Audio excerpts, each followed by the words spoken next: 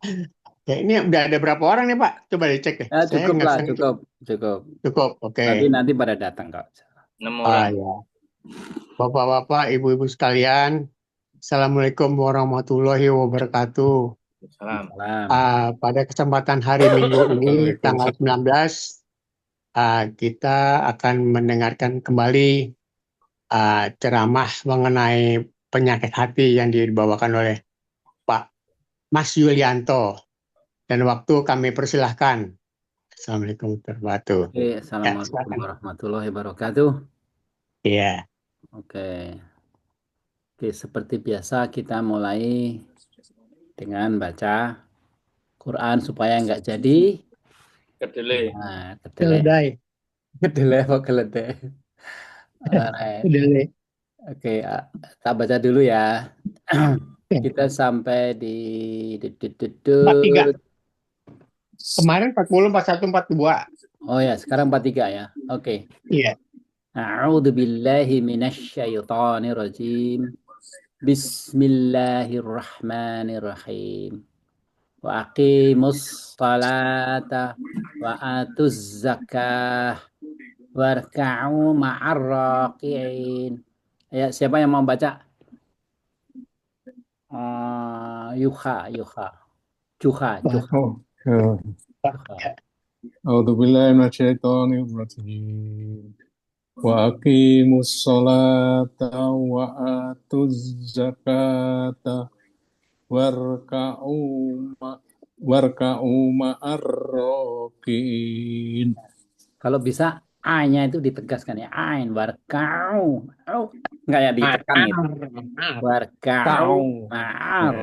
raki'in gitu ya. Warka'u Ya, warka'u ma'ar rakiin. ya. Karena ini huruf di tengah sini harus untuk membedakan itu. Ini artinya tahu kan, waqimus dirikanlah sholat, dirikan itu bukan berdiri, maksudnya itu dijaga gitu kan. Selalu kalau sholat itu dihubungkan dengan zakat. Kenapa? Rukun iman. Ya, Rukun kalau Islam. kalau sholat itu kan membersihkan diri ya. Kalau zakat itu membersihkan hartanya. Jadi ini tazkiyah di dua-duanya ini membersihkan diri.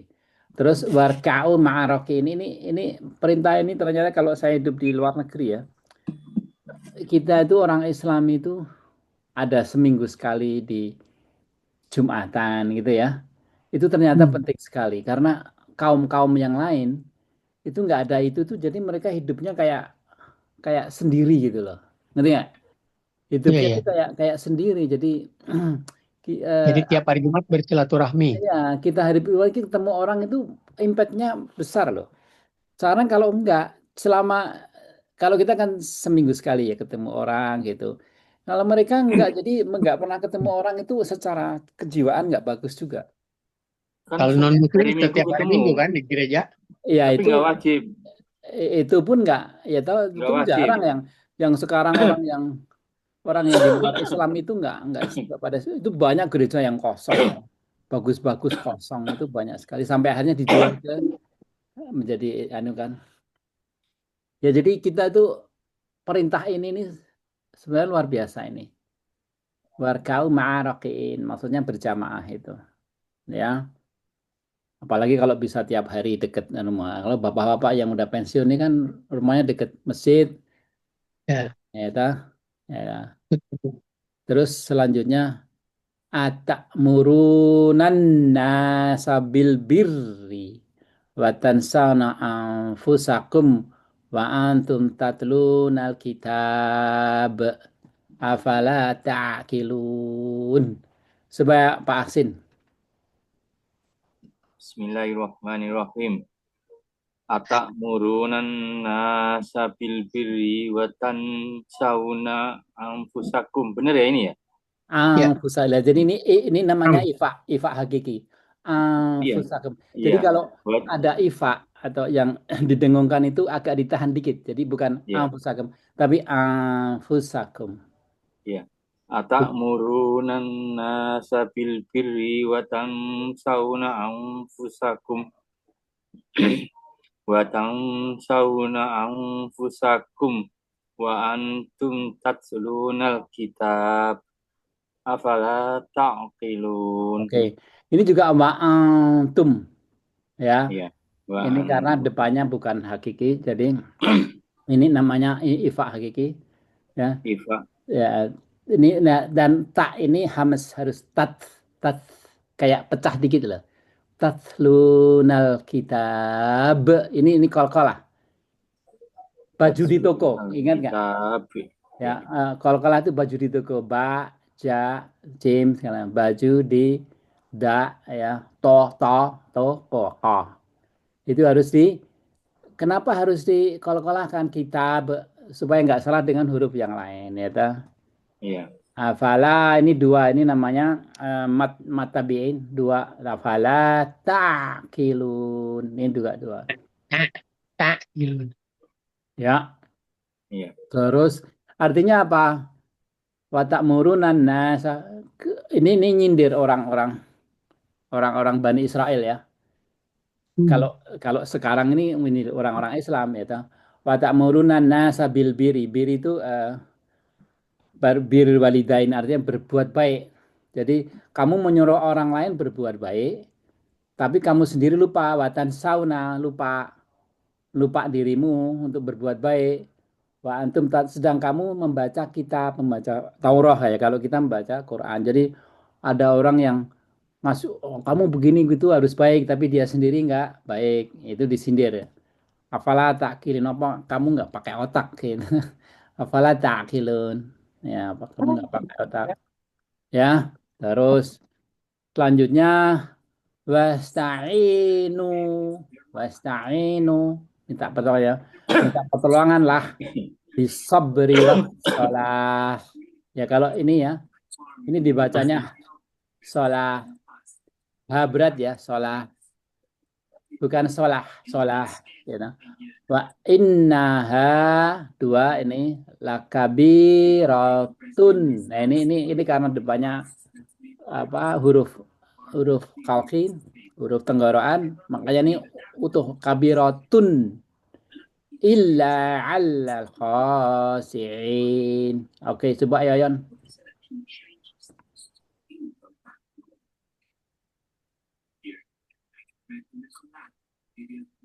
Oh, mungkin enggak. Saya nggak ada kan? Ya Yon, mungkin Tadi muncul sebentar terus hilang. ada sih cuman enggak. Nggak Siapa? di daftar nggak ada. Coba Oh Mustari. ada ya, ada. Udah muncul Oh ya lagi. kayak gini udah. Oke. Monggo ya. 1, 2, 3. Yang nggak ada siapa ya? Yang Lokat. Enggak. Udah cuman segini kok. oh yang 6 ya. Ya. Ayo ya monggo.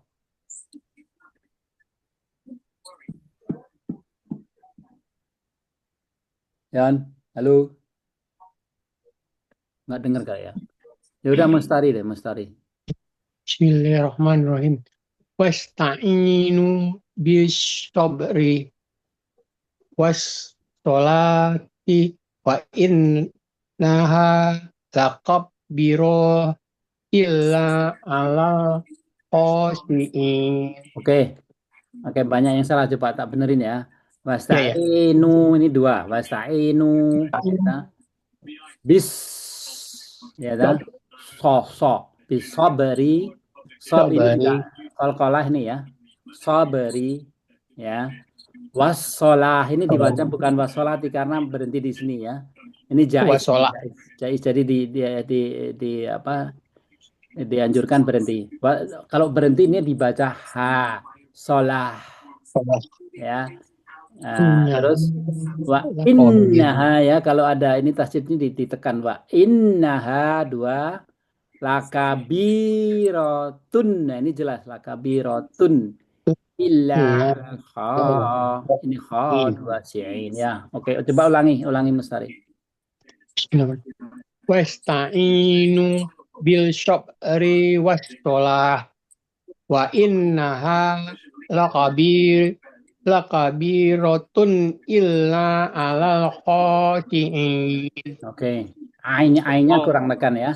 Khosi'in. Ya, kayak ala bukan ala. Kalau ala itu beda. alal khasiin, ya harus berusaha, berusahalah, minimal berusaha, ya. Ini penting yang minggu lalu ditanyain kita, ya. Wasta'inu bisabri wassalah. Ini bukan Allah, bukan wasta'inu bisolah wasabri, tapi sabri wassalah. Kenapa? Karena Allah tuh mengharapkan kita kalau meminta tolong itu kita harus berusaha dulu. Berusaha sampai ngotot, sampai mentok gitu ya. Kan berusaha itu butuh kesabaran ya. Makanya setelah berusaha baru ya wassalah itu kayak minta Allah langsung kan. Jadi apa namanya pakai sholat apa namanya? Istikharah ya. Terus saya bilang kan sebaiknya itu Allah menganjurkan kalau berdoa itu memakai Asmaul Husna. Nah, ya, kita berdoa apa? Pengen dapat rezeki Ar-Razzaq. Pengen dibukakan pintu hati Al-Fatah, bangsanya gitu. Ya. Nah, itu perintah itu dianjurkan tuh di Quran ada di apa? Nanti tak anjurin. Oke. Terus Saya mau nanya, monggo. wa innaha itu tasdid itu dibaca dengung apa enggak? Yang mananya? Nunnya. Ini kalau ada tasdidnya ditahan. Wa innaha, Oh iya, ditahan kan? Wa inna. Tapi bukan dengung ya? Enggak. Jadi kalau ada tasdid itu selalu ditekan gitu kayak illa kayak dipegangin gitu. Bukan kayak nun mati ketemu kayak ifa gitu enggak ya? Enggak. Nah, ini enggak. Ini tasdid. Wa innaha dua lakabi dua rotun illa alal. Gitu. Satu lagi ya, tambahin. Alladzina, lah ini zi bukan di tapi zi harus agak keluar dikit lidah. Alladzina yadunnuna annahum mulaku, ya diperhatikan ya. Kalau ada matabiin ini dua rabbihim ya ta. Wa annahum ilaihi bukan ilai tapi ilaihi, ini lin raji'un. Ayo Pak Tony. Ya apa? Ini. 46. Alladzina 46. Iya. 46 ya. Alhamdulillah minasyaitonirrajim. Wasta'in. Bukan. Alladzina. Oh iya. Alladzina yajunnuna annahum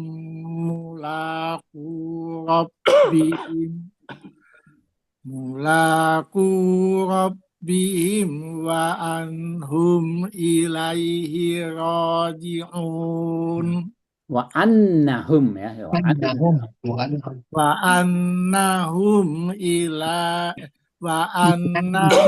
ilaihi raji'un. Ya. Kalau ada aladzi ini berarti dia menjelaskan sebelumnya. Yang dijelaskan adalah khasiin, orang-orang yang khusyuk itu kan, yaitu orang yang yadunna anahum mulaku, yang yadunu, yang menyangka atau yang mengharapkan ya bahwa dia akan bertemu dengan Tuhannya. Kita nanti kan semua bertemu dengan Tuhannya furoda, sendiri-sendiri, seperti waktu kholakna awal amarah, waktu kita diciptakan, kita nggak ingat ya, waktu ruh kita mau ditanamkan di badan kita, itu kita ngadep Allah satu-satu ya. Makanya kalau di dalam sains itu nggak bisa menjelaskan kenapa kita tahu ini bagus, ini jelek ya. Secara kita lihat lukisan ini bagus, lihat orang ini kok cantik gitu ya.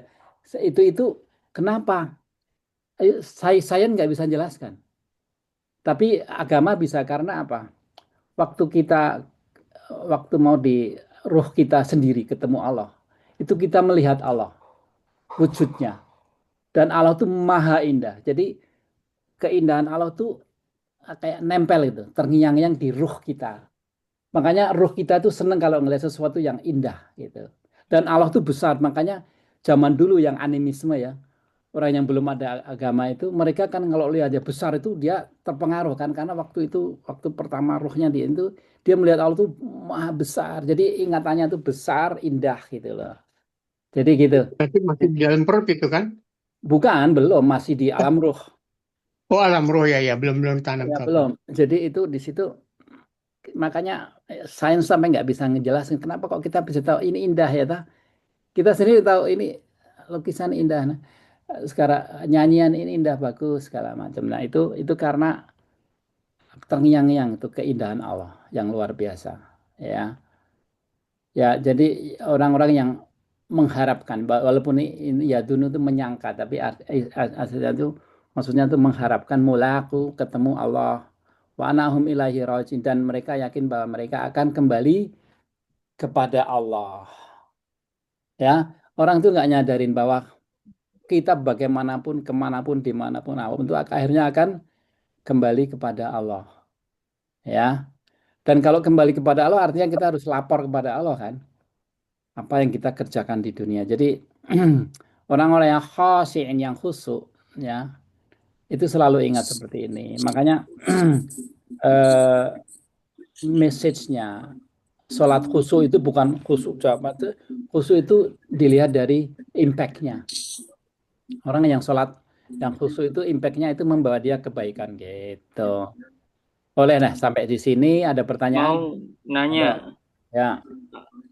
Annahum mulakuna ini kan mim mati ketemu mim yang bertasydid itu kalau menurut AI itu idgham mimi atau idgham mislain, benar nggak?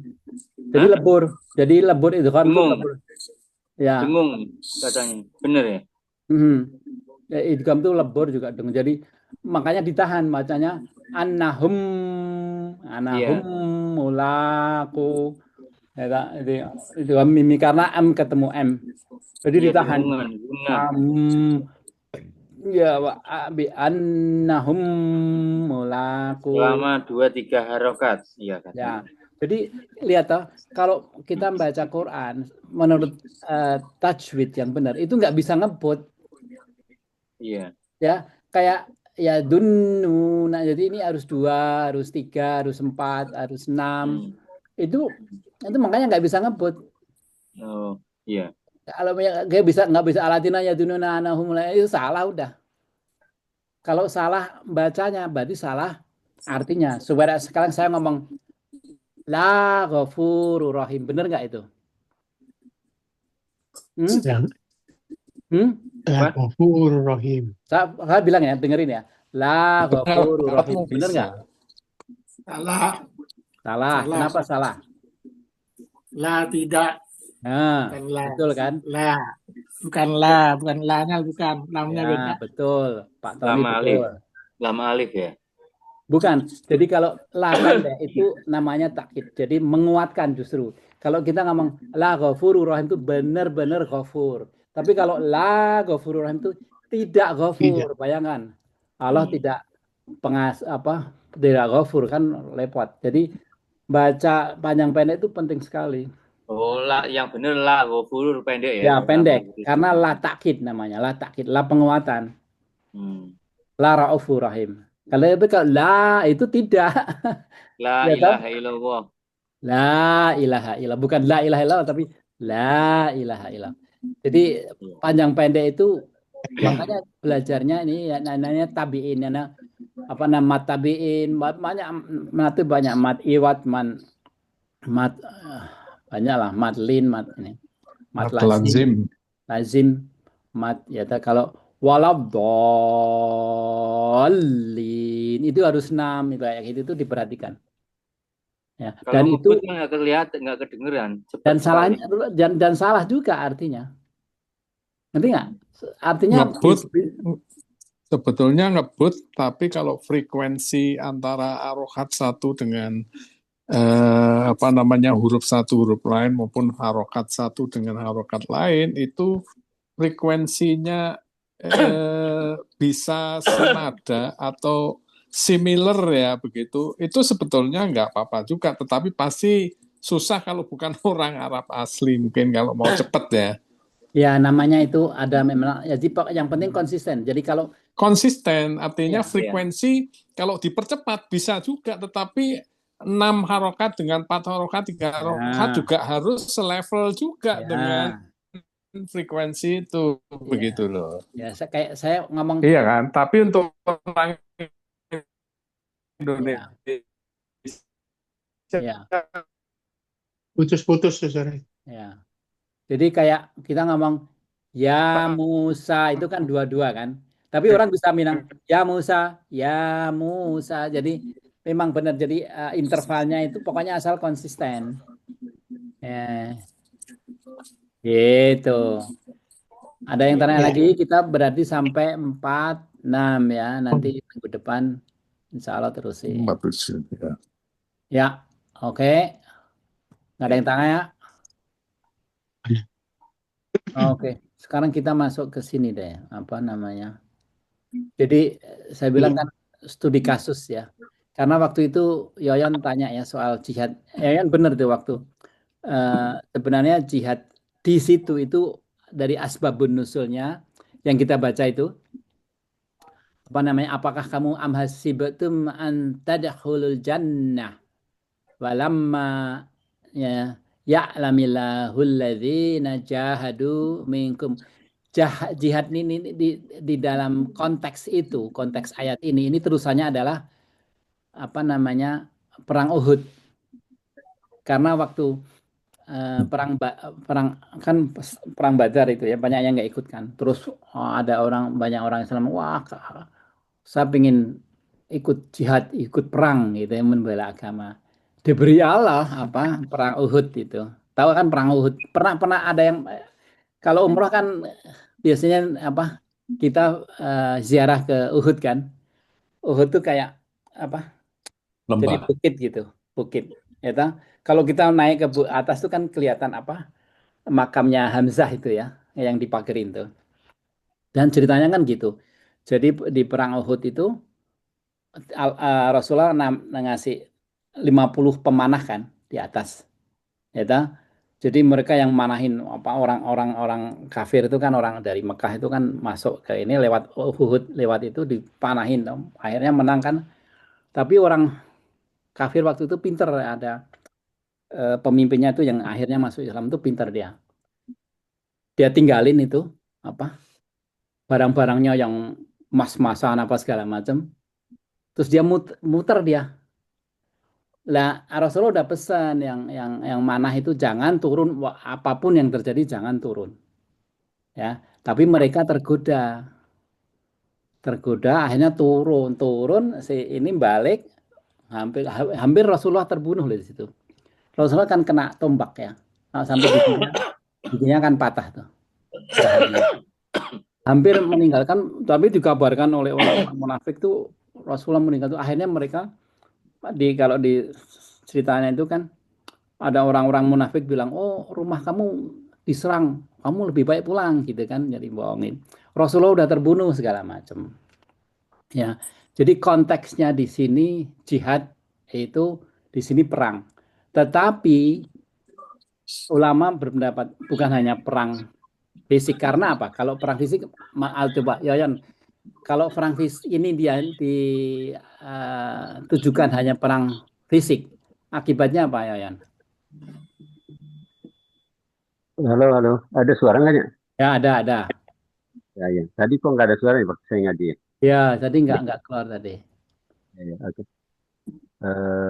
Ya, sebetulnya jihad itu kan bisa ada dua ya.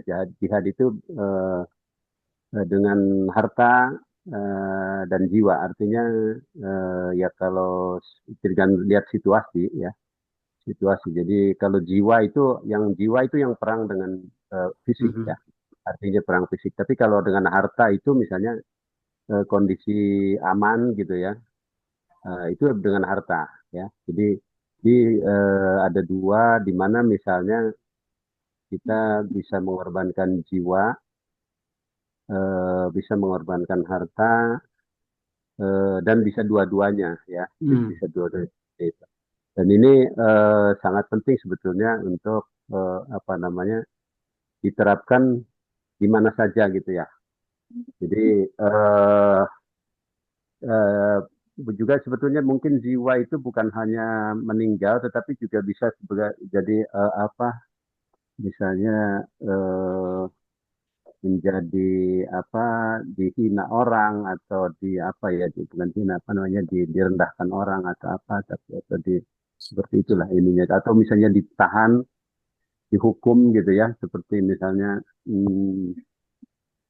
para pejuang yang ditahan itu artinya kebebasannya dikurangi gitu ya, seperti itu Hmm. ya, bisa. Hmm. Jadi yang memang ada tergantung situasi dan bisa diterapkan kapan saja juga seperti itu. Hmm. Oke, Ini itu sekarang kira-kira. pertanyaan saya, ini kan am hasibatum an tadkhulul jannata walamma ya'lamillahu alladhina jahadu minkum. Jadi, apakah kamu ngira kamu akan masuk surga padahal Allah belum melihat siapa dari kamu yang berjihad. Nah, sekarang eh terus ya'lamu sabirin. Jadi ada jihad dan sabar. Baru masuk surga. Sekarang pertanyaan saya, jihad di sini apakah hanya jihad yang harta dan nyawa gitu? Iya, Gimana? itu yang paling berat memang di situ. Jadi yang paling berat memang apa, berjihad. Jadi seperti Yulianto sebutkan bahwa misalnya modal awal kita itu adalah mengendalikan hawa nafsu ya. Tetapi ini kan hanya modal awal. Jadi kalau penerapannya itu memang bagaimana kita bisa memberikan apa dengan ikhlas dan melaksanakan sesuatu yang memang menurut kita itu sangat bermanfaat ya, sangat berguna dan diperlukan pada saat itu gitu. Jadi seperti misalnya keadaan misalnya kekeringan gitu ya, kekeringan sehingga terjadilah kelaparan, seperti itu kan kita untuk orang-orang yang tidak mampu kan sulit. Nah ini orang-orang yang mampu itu bisa berjihad di situ dengan hartanya ya, dengan kemampuannya seperti itu. Jadi memang apa ya, itu ininya penerapannya gitu ya, berjihad itu penerapan. Jadi bukan hanya teori, tapi juga pelaksanaannya gitu. Nah, karena di situ dihubungkan dengan sabar juga, karena sabar itu artinya dalam pelaksanaan itu akan ada tidak semudah itu melaksanakan sesuatu kewajiban agama.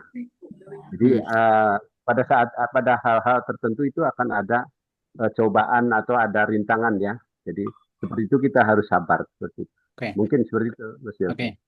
Waktu itu minggu lalu kan saya terangkan ini jihad, walaupun itu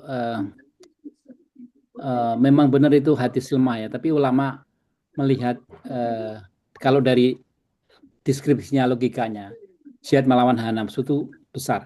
Sekarang masalahnya begini, kalau ini tidak dihubungkan dengan jihad, ya kayak melawan hawa nafsu, repot kita. Karena apa? Kita harus punya harta untuk dikorbankan. Sekarang kalau orang miskin gimana? Terus kita harus masuk ke dalam medan perang untuk berjihad perang. Padahal kita sekarang posisinya nggak ada perang. Jadi kita nggak bisa masuk surga dong, karena kita tidak bisa termasuk yang alladzina jahadu. Ya dah. Padahal ini syarat masuk surga nih. Ya dah, dan sabar kan. Sabar tuh orang bisa sabar kan.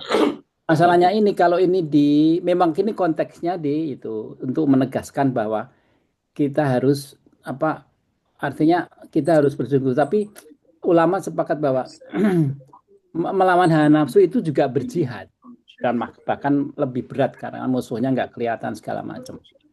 Kalau definisi itu dimasukkan melawan hawa nafsu, semua orang muda tua segala macam masuk ke dalam kategori ini. Jadi bisa masuk surga dengan melakukan jihad. Memang jihad yang berat itu kayak jihad mengeluarkan harta, mengorbankan jiwa, masuk tahanan segala macam itu besar sekali. Pahalanya juga luar biasa. Tapi jihad supaya jadi banyak sekali kalau di ayat-ayat Quran itu untuk perintah Allah itu selalu gampang, selalu bisa dikerjakan oleh siapa saja dimanapun kapanpun. Ya itu kayak sholat segala macam kan. Kalau kamu masuk surga sholat dan zakat ya. Zakat pun orang nggak kalau nggak punya nggak ada. Tapi sholat tuh nggak ada orang kalau nggak sholat ya disolatin kan. Ya toh. Jadi selalu syarat yang dikasih Allah untuk masuk surga itu harus semua orang qualified.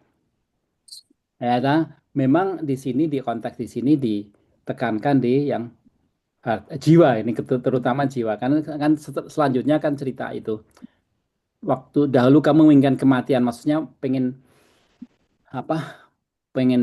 mati syahid di perang Badar itu loh tapi setelah datang ini ternyata pada takut gitu jadi kalau saya bisa lebih dalam lagi bahwa secara umum jihad itu harus berlaku untuk semua karena ini syarat masuk surga kan jadi jihad melawan hawa nafsu itu juga luar biasa ya jihad yang khusus kayak perang atau ini itu juga luar biasa pahalanya karena kan ya di surga itu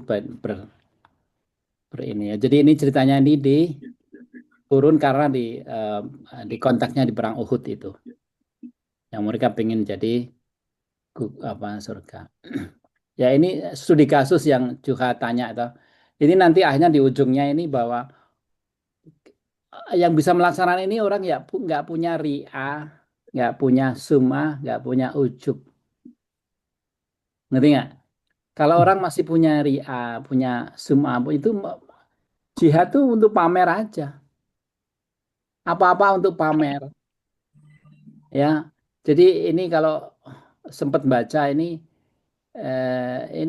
saya kasih supaya saya kasih kasusnya dulu ya. Nanti baru ininya. Sebab Juha yang udah baca gimana pengertian Juha gimana? Mau ngayal boleh.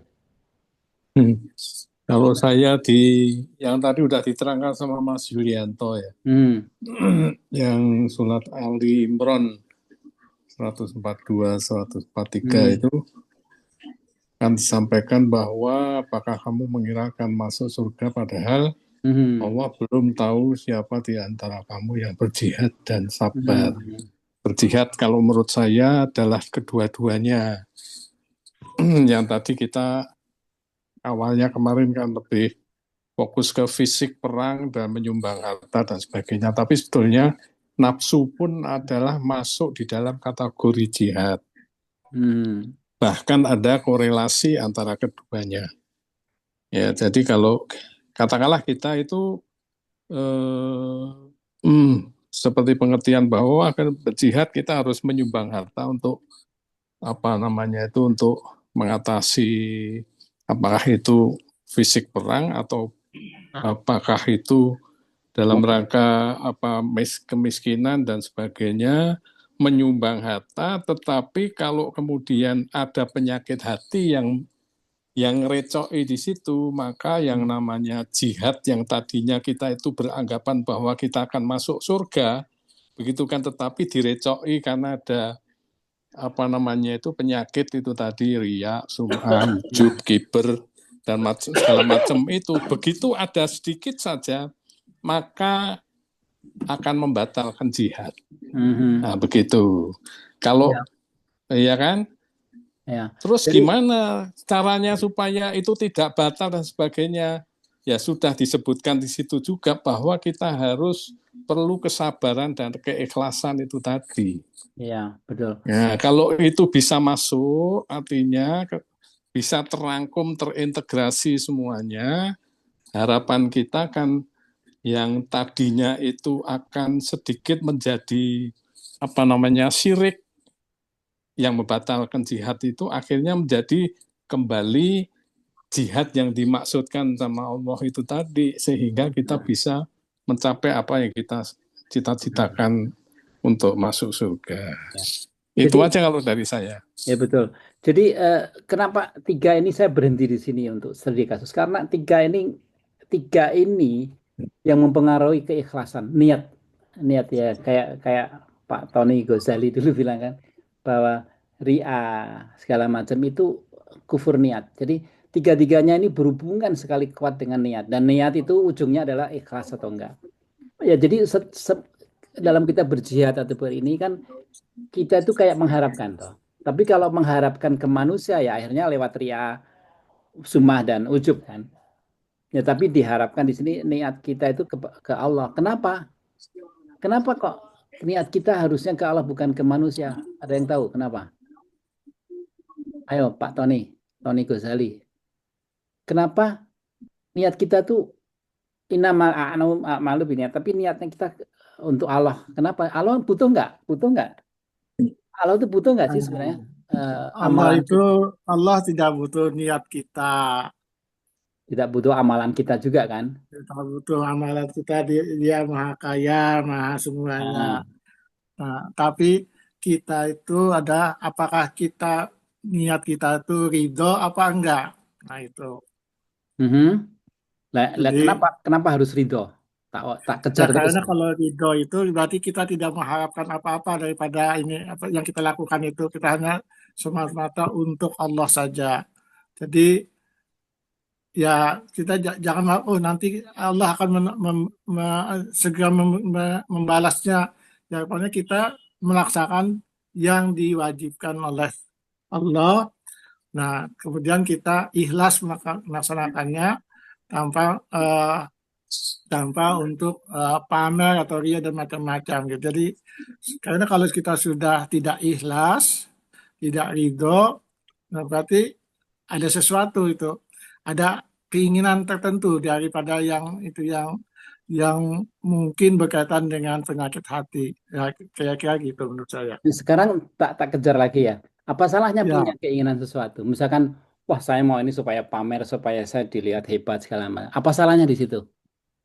Salahnya kalau dia itu pamer itu untuk kehidupan tidak atas nama Allah gitu, tidak untuk misalnya saya pamer semoga orang mengikuti amalan ibadah misalnya gitu. Tapi saya pamer saya nih puasa nih Senin Kamis lalu lagi tahajud sampai banyak gitu ya setiap hari. Nah, ya saya akan pamer ini supaya orang-orang ini ya menganggap saya lebih baik dari dia. Nah itu yang masalah kalau dia sampai ada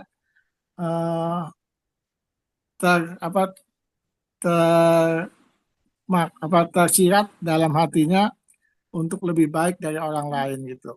Salahnya apa? Salahnya kalau dia merasa lebih baik dari orang lain berarti dia itu menganggap dianya lebih daripada orang lain, padahal sebetulnya orang kita itu yang akan menimbulkan nanti kita ke ujub kita.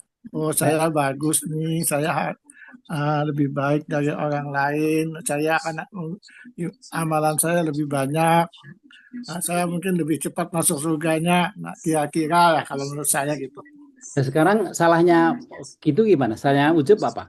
Jadi kalau ini saya lebih baik, lebih masuk surga gitu. Salahnya apa di situ? Ya, lebih baik boleh, tapi kan untuk di dalam diri sendiri. Tapi nggak sudah.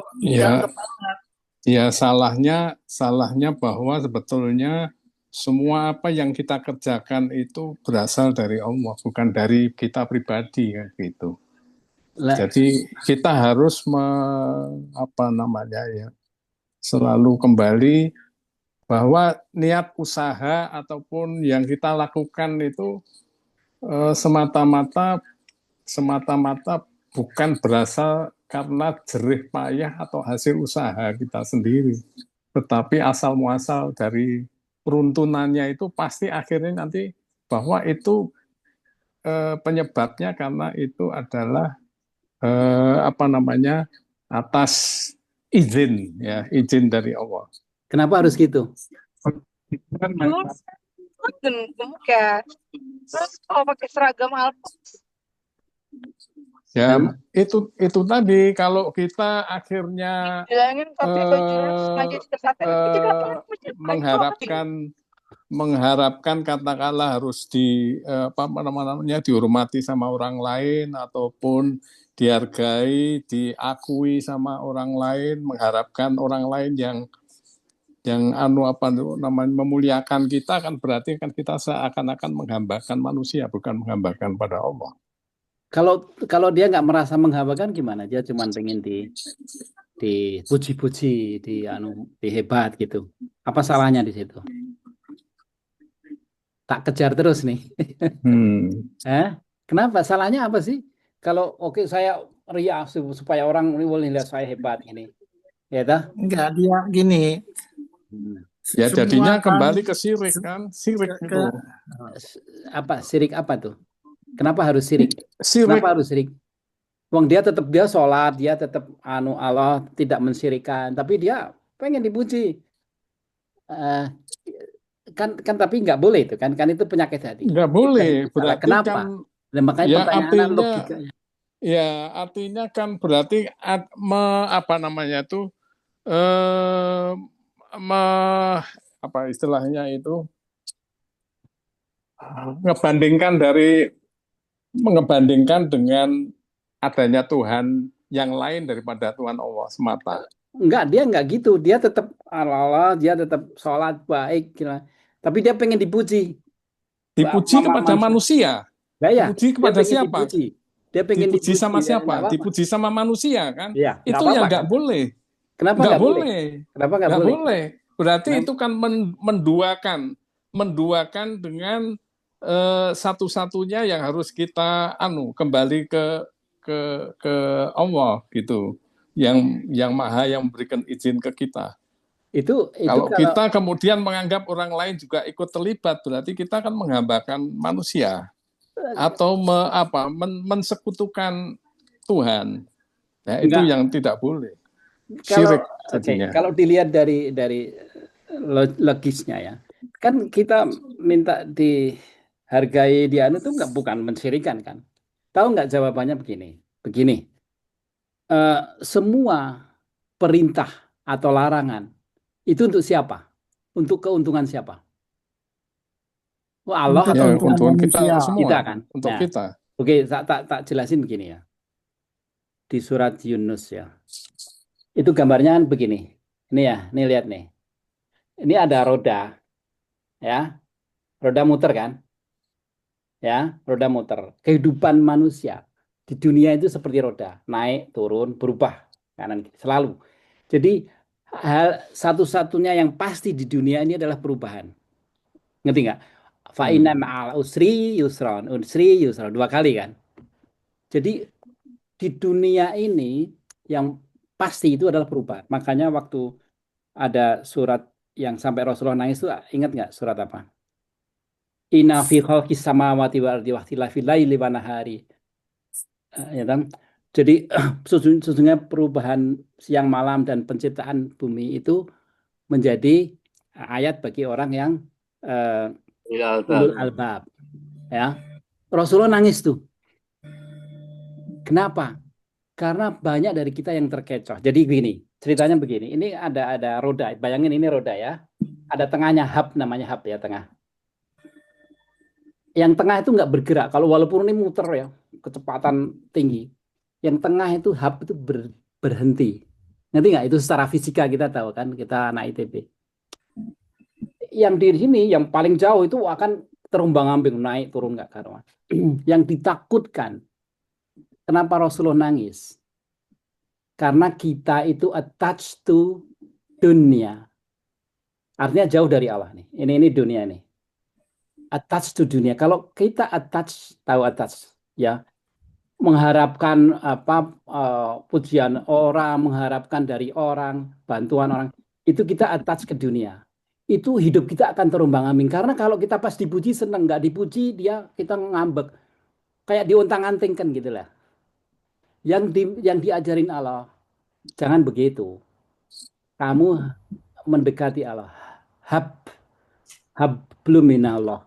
Jadi semua niat kita nggak tempelkan ke dunia ini, manusia, tapi tempelkan ke Allah. Kalau kamu bisa begitu, apa yang terjadi di kamu, Pak Indah mal naik turun itu nggak akan mempengaruhi kamu. Keikhlasan kamu, ketenangan kamu, kamu tetap bahagia tetap di dalamnya. Itu yang terjamin dan itu perlu nanti di akhirat dan di dunia juga. Itu loh maksudnya.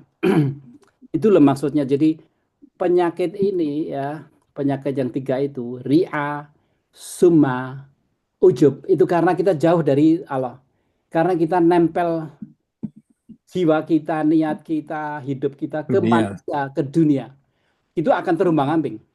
Kalau kita mengharapkan pujian manusia, manusia itu kalau di anu senang muji, tapi kalau enggak gimana? Kita disingkirkan gimana?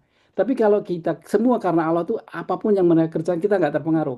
Di situ nafsu mutmainah, di situ yang Allah ajarkan sebenarnya itu. Makanya Rasulullah sampai nangis itu karena banyak kita yang menempelkan attach to dunia. Jadi ria, ujub, summa itu kayaknya kita sifat kita tuh nempelkan ke manusia, ke dunia, bukan hanya manusia ya, dunia ya. Itu makanya sebaiknya kita tempel ke Allah karena Allah tuh di tengah. Yang kedua bahwa kita tahu isi hati itu adalah luas dan dalam. Yang bisa memenuhi ini sesuatu yang lebih besar dari luas dalamnya hati, yaitu hanya Allah. Kalau kita isi dunia kayak Trump yang udah jadi presiden, dia pengen begini-begini gitu, nggak akan selesai karena dunia itu tidak bisa mengisi hati. Jadi hati masih wobbling, masih bergerak. Tapi begitu diisi Allah berhenti. Jadi intinya apa? Kalau orang yang masih punya ria, sum'a, ujub, itu kelasnya masih jauh karena dia masih di dunia dan dia pasti terombang-ambing di dalamnya. Karena dengar orang ini dia marah di segala macam. Kalau orang yang deket Allah tuh nggak ada pengaruhnya. Dia tetap istiqamah. Gitu. Gimana? Coba nangkepnya gimana? Ya, saya belum artinya hablum minallah sama hablum minannas tetap harus seimbang juga. Artinya Ya. kita tidak apa namanya hanya seluruhnya itu kita diperuntukkan hanya untuk akhirat saja, tetapi bahkan ayat-ayat yang lain juga mengatakan bahwa juga Anda juga bersosialisasi atau berhubungan dengan manusia di dunia. Hanya di situ dikasih garis-garis pagar-pagar yang Anda tidak boleh itu dilanggar seperti Adam gitu loh. Salah satunya salah satunya adalah kesirikan. Kesirikan itu adalah nomor satu yang akan dilaknat dan tidak akan diampuni oleh Allah gitu loh. Jadi yang tadi itu kita berhubungan dengan niat ya. Jadi kalau hablum minallah binanas itu yang hablum minanas itu tetap niatnya ke Allah. Jadi yang tadi saya gambarkan ini itu niat apa yang dia kerjakan itu dia attach to jadi ditempelin ke urusan dunia. Jadi memang kita ngerjakan ini kan urusan dunia semua, tapi kalau Islam tuh jadi nggak ada pemisahan antara kalau sekuler itu memisahkan urusan dunia, urusan akhirat. Kalau Islam itu semuanya urusan akhirat, artinya semuanya urusan dengan Allah. Jadi nggak ada kalau agama lain, oh ini khusus hari ini untuk Allah gitu. Yang lain nggak. Kalau Islam nggak, semua jadi embedded, jadi satu gitu. Apa yang kita kerjakan ya kita bantuin istri nyuci piring segala macam itu bukan urusan dunia. Kalau kita niatnya itu urusan Allah. Jadi itu semua adalah urusan agama. Nggak ada kalau sekular itu memisahkan ya toh. Yang saya maksud tadi adalah niatnya. Ya toh. Karena kalau niatnya ke dunia ini kita terombang-ambing pasti. Begitu. Ayo. Ya, monggo. Ya tadi gambaran tentang roda sepeda ya. Nah, berputar gitu ya. Tapi memang agak masih agak sulit dicerna itu untuk antara ikhlas ya, dengan gambaran kita berada di titik pusat dari apa namanya pedah ya apa namanya itu memang agak apa namanya gambarannya belum jelas ya apa artinya bagi saya sih agak kurang jelas seperti itu. Mungkin tidak harus di dalam hub itu, tapi yang penting dia di dalam rotasinya itu, dia mengikat kepada jari-jari itu. Artinya dia menuju ke pusatnya, ya, menuju ke pusatnya. Karena manusia itu memang tidak bisa memang sangat mendekat sekali kepada Allah. Ya, artinya itu hakikatnya manusia memang seperti itu. Jadi memang, tapi yang pasti yang mungkin itu adalah kita terikat dengan jari-jari itu dan bukan terpental, ya, tapi kita mengarah terus ke dalam gitu. Artinya jari-jari itu terus bisa mengecil gitu jari-jarinya, tetapi dengan sistem yang sangat stabil gitu ya. Beda dengan terpental keluar gitu ya dari jari-jari itu.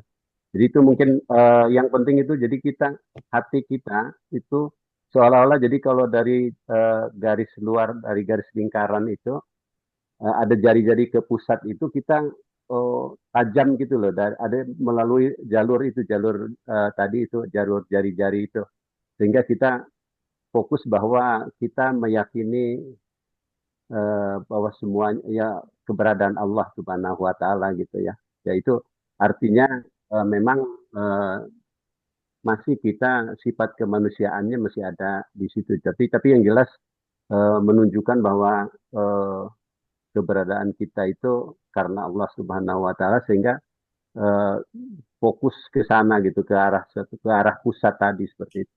Mungkin itu yang bisa membantu apa namanya lebih jadi apa bagus, menggambarkan. Tak tambahin yang bagus ya. Kalau Yan tuh selalu ngasih ini yang bagus ya.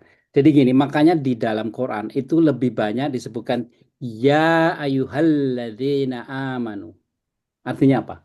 Kalau yang di muslimin tuh qad aflahal mu'minun. Jadi perbedaannya sini besar. Yang satu al mu'minun, al pasti ya. Al mu'min. Yang satu ayyuhalladzina amun. Ya ayyuhalladzina amun. Artinya hei orang-orang yang masih berusaha beriman. Itu literally kayak gitu. Hai orang-orang yang masih berusaha beriman. Ya ayyuhalladzina, bentuknya ini mudhari ya. Ya ayyuhalladzina, ya orang-orang yang masih selalu di dalam ayat. Kalau Allah menyebutkan ya ayyuhalladzina amanu itu selalu di sini perintah atau larangan. Atau bahkan sindiran atau apa namanya peringatan. Karena ya ayyuhalladzina amanu ini belum sempurna. Tapi kalau sudah al mu'minun selalu pasti. Qad aflah al mu'min. Aflah itu sukses. Artinya yang dihab tadi itu orang yang al mu'minun, yang benar-benar sudah mu'min, sudah punya iman yang kuat. Yang lain yang tadi masih di jari-jari itu kebanyakan dari kita. Ya ayyuhalladzina amanu. Allah memahami itu. Allah tuh mengharapkan kita di tengah, tapi enggak semua orang bisa di tengah langsung. Proses ini justru yang mengenerate amal. Proses mendekati hub itu. Tapi tujuannya harus hub. Artinya kadang-kadang kita masih belajar, masih terpengaruh dunia ya toh, masih sedih, masih kecewa, masih senang dipuji. Itu maklum karena kita definisi lumayan lah. Ya bukan ya ayyuhal kafirun yang udah di luar roda itu yang udah jauh ya. Kita masih di situ, masih dalam proses gitu. Tapi tujuan akhirnya harus al-mu'minun supaya qad aflah, benar-benar sukses. Ngerti gak? Kita sekarang mau benar-benar sukses atau enggak kan? Tapi enggak apa-apa. Jadi tapi intinya ingat bahwa Allah itu memaklumi, tapi kita harus berusaha lebih ke hubnya gitu. Karena kalau kita sudah ke hubnya, itu hidup kita beda benar. Ya, beda karena kalau kan di Quran juga ada Kalau Allah sudah senang ke hambanya, itu semua dikabulkan, hidupnya enak, segala macam. Enak dalam Quran artinya kayak orang takwa ya. Kalau disebutkan kan di surat apa namanya Al-Talaq itu ya, orang takwa itu diberi jalan keluar yang tidak disangka-sangka. Artinya diberi jalan keluar pun artinya konotasinya apa?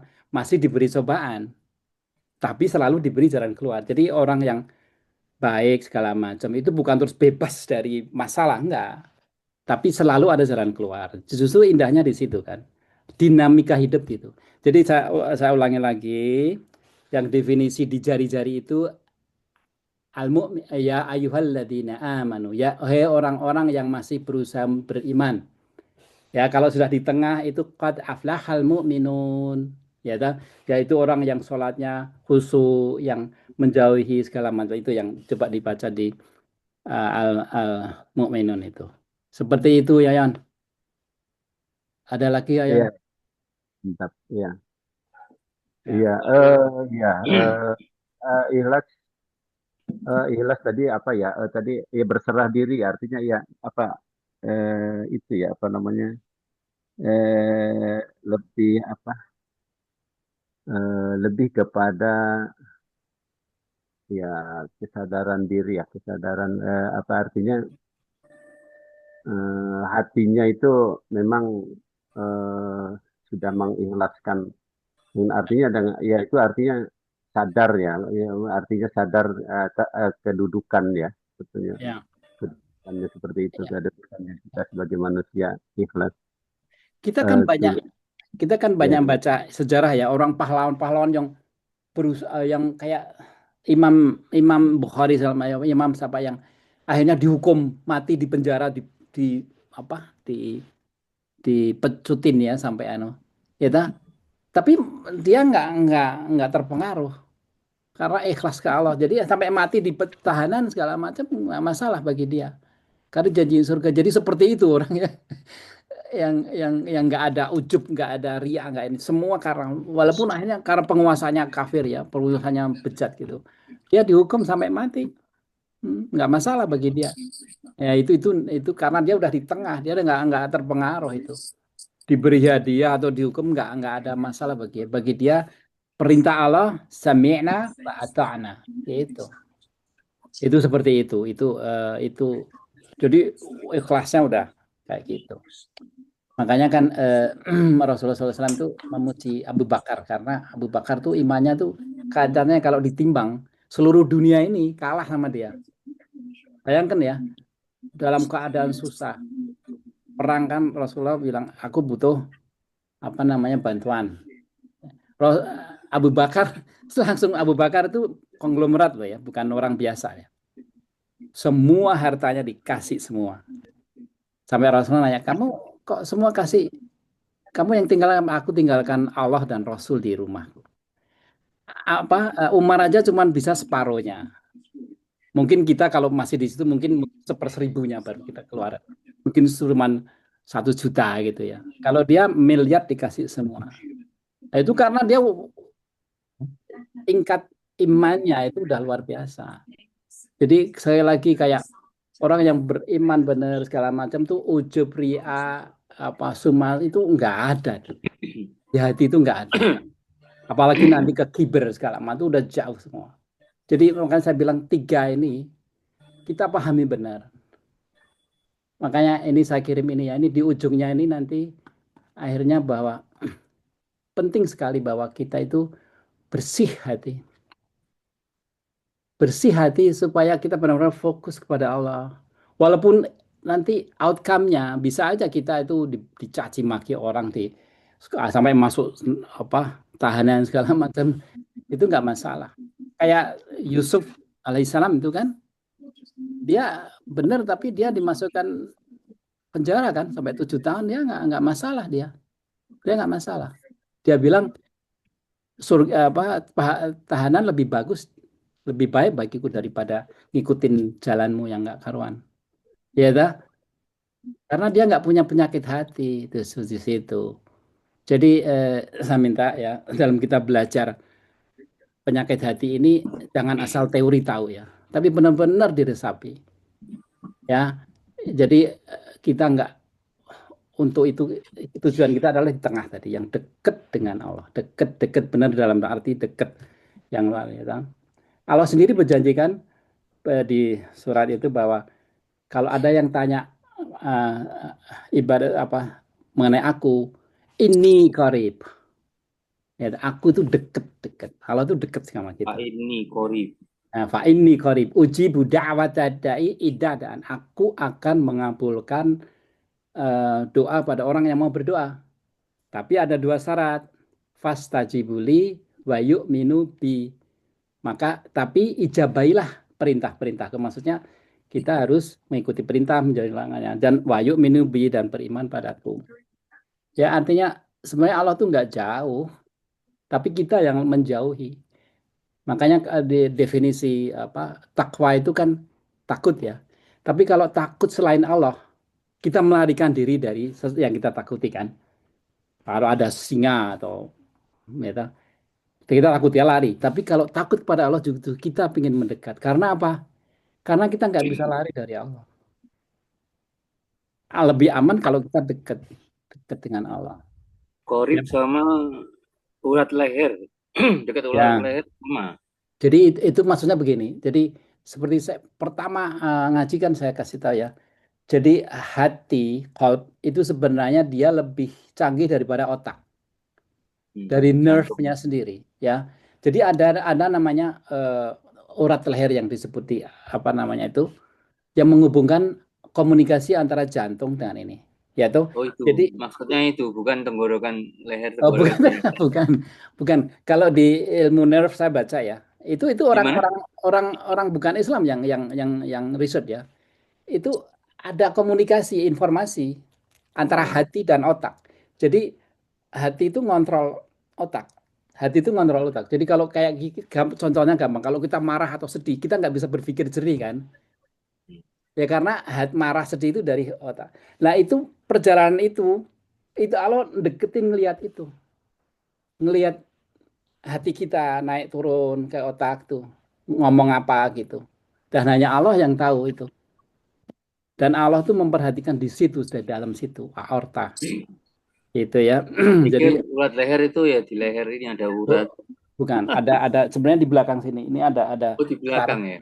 Ya, ada saraf kan ini ada saraf yang menghubungkan hati, qalb dan itu. Dan itu orang itu research science itu bisa ngitung, bisa ngelihat ininya. Jadi begitu. Jadi informasi ke situ. Artinya bahwa kan juga disebut di surat An-Nisa ya yang pertama itu bahwa Allah itu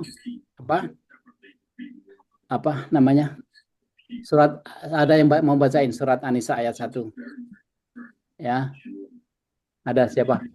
Itu disebutkan bahwa Allah itu memperhatikan kita tuh seperti kalau orang mau nembak gitu ya, berburu ya, mau nembak rusa gitu ya, kan dia melihat benar-benar cermat gitu ya, dilihat gitu ya satu. Lah Allah tuh lebih dari itu. Coba ada yang mau bacain loh. Ya, sebentar. An-Nisa ayat 1. Ya. Bismillahirrahmanirrahim. Ya ayyuhan nasu taqu rabbakumul ladzi khalaqakum min nafsin wahidatin wa khalaqa minha zawjaha wa bassa minhuma rijalan katsiran wa nisaa wattaqullaha alladzi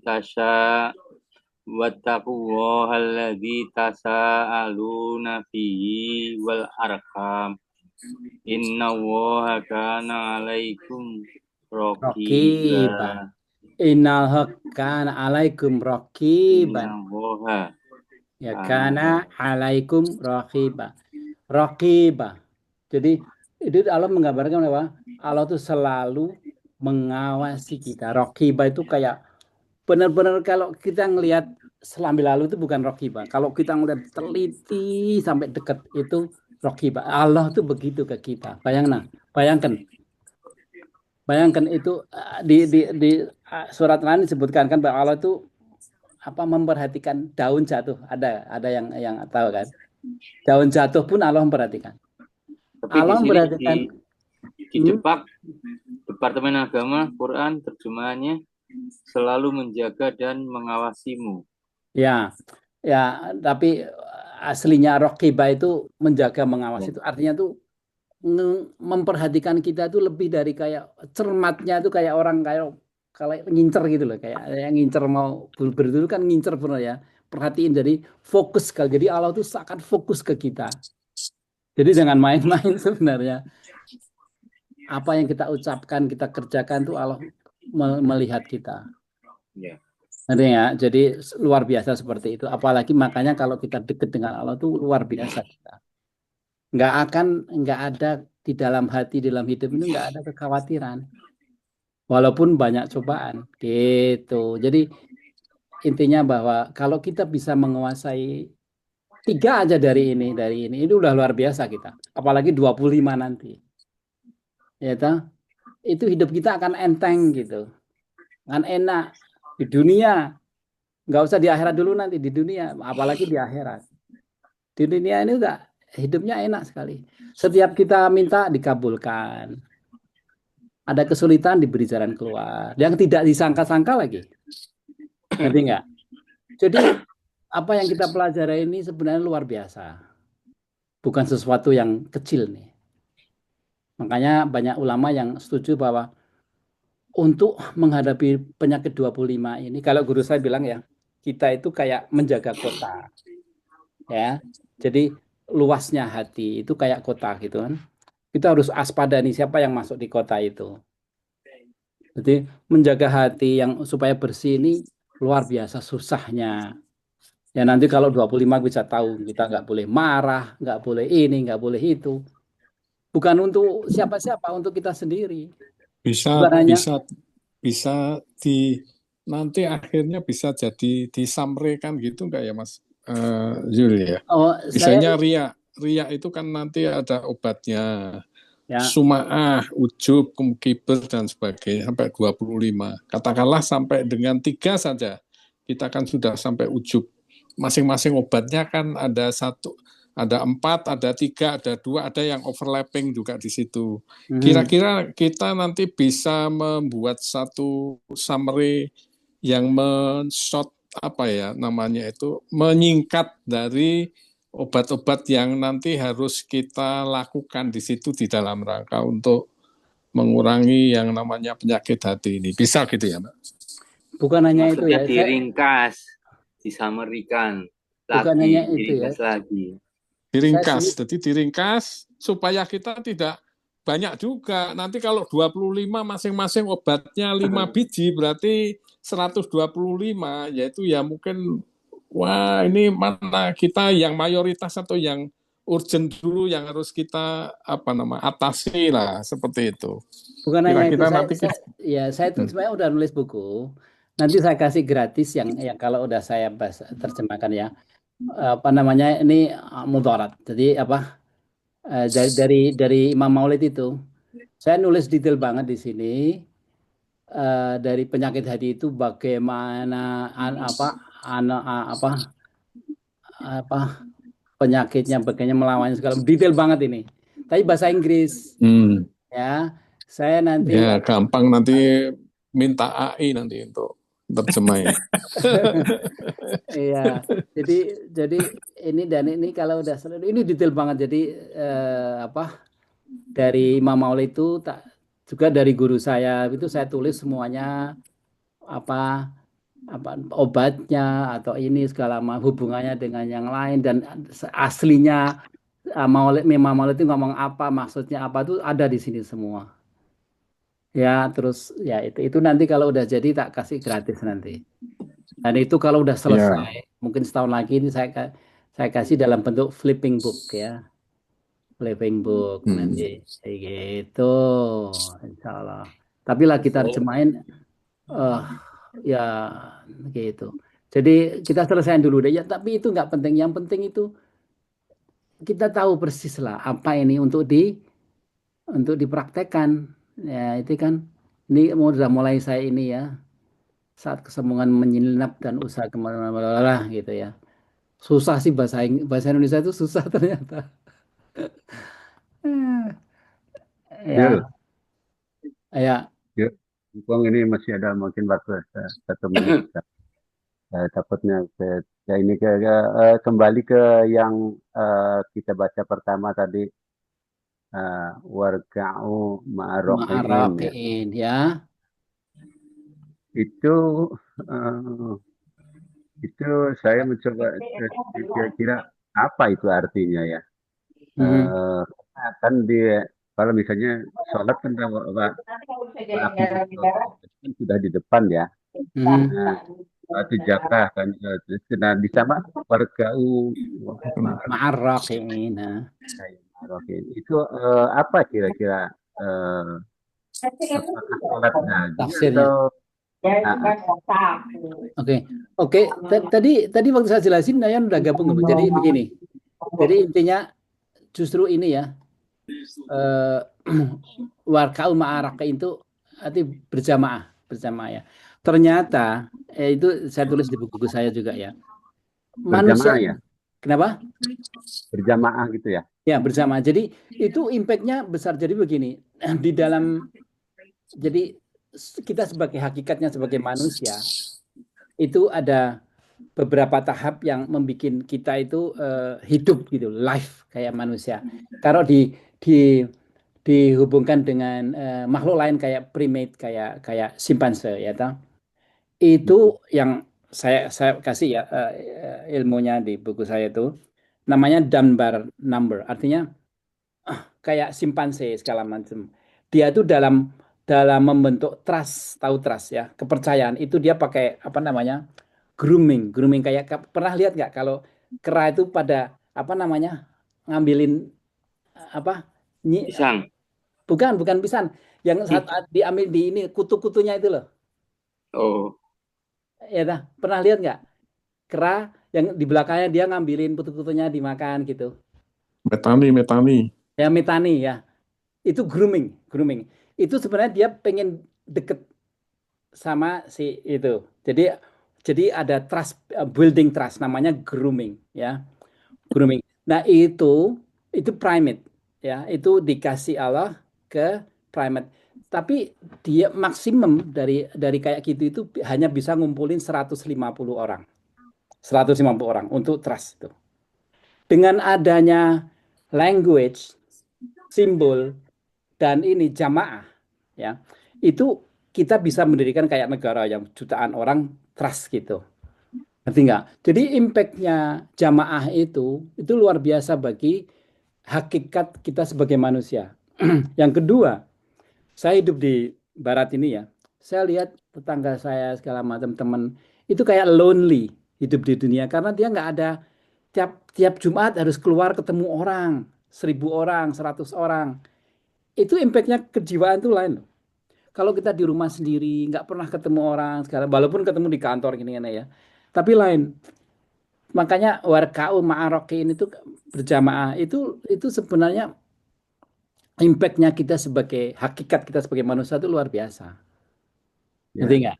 Jadi itu build trust atau ketenangan di ini segala. Nggak hidup kayak sendiri di rumah. Walaupun kita kaya tapi sendiri nggak pernah ketemu orang, nggak pernah.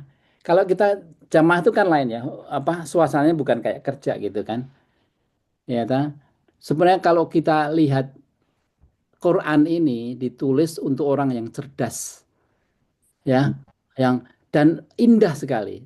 Perintah-perintahnya itu luar biasa yang bikin hidup kita itu indah gitu. Kan warkau ma'arakin saya benar-benar ngerti ini waktu saya nulis buku itu ternyata itu di sains di arkeologi itu disebut walaupun mereka nggak tahu ya ayat Quran ini tapi ternyata jamaah atau ketemu ritual bersama-sama itu luar biasa impactnya ke hakikat kita sebagai manusia nama ritual kalau kita lihat apa orang-orang purba itu nggak ada kayak gitu ritual itu ada setelah Nabi Adam turun gitu. Oke, Ya, jadi ada kalau lagi? saya, Hmm. ya, nggak mungkin ini aja sih bagi pemahaman diri saya jadinya saya lebih jelas, ya itu artinya pertama kan sholat ya, sholat, kemudian sholat kan relatif individual lah ya, individual ya. Nah, kemudian zakat kan udah mulai melibatkan memberi Orang lain. kontribusi ke orang lah ya, artinya sudah bermasyarakat. Yang ketiga rukulah bersama-sama, orang ruku itu ya artinya memang harus bekerja sama gitu, manusia itu bekerja sama lah ya untuk bekerja sama. Betul. Artinya itu sesuatu ya tindakan individual kemudian mengarah kepada kemasyarakatan lah gitu ya. Betul. Dari sholat dari dalam, zakat keluar, kemudian ke jamaah, ya. Terjemahan bebas ya. Ya, benar. Dan ujungnya nanti haji yang global gitu kan? Ya, tujuannya kan bersama-sama. Artinya bahwa kalau kita bekerja sendiri itu kurang ya hasilnya dapatnya satu sendok lah ya. Tapi kalau misalnya kita bekerja bersama-sama dapat mungkin satu rumah ya, satu apa gitu ya, satu gedung atau apa gitulah. Namanya kan sinergi kan, kayak ya sapu sodo, tahu nggak? Saya yang tahu sapu sodo. Sapu lidi. Sapu lidi itu kan kalau satu nggak ada gunanya kan, tapi kalau dikumpulin ada gunanya untuk ngaplok. Ya ini mungkin bagi saya kira-kira itulah, kira-kira ada apa istilahnya itu, ada sesuatu yang sebetulnya Allah memberikan kepada kita sesuatu yang apa ya, itulah kira-kira gambaran besarnya gitu. Ya kan kelihatan di situ orang Islam itu bukan individual, tapi kita bagian dari suatu unit, suatu masyarakat itu. Yang itu yang bikin kita hidup tuh seperti manusia. Ya, itu kalau lihat hewan tuh dia maksimum 50 malah. Nggak bisa kayak kita bisa banyak kalau ya. Itu lain loh, kejiwaan secara kejiwaan lain. Jadi aqimus shalah gitu diri sendiri.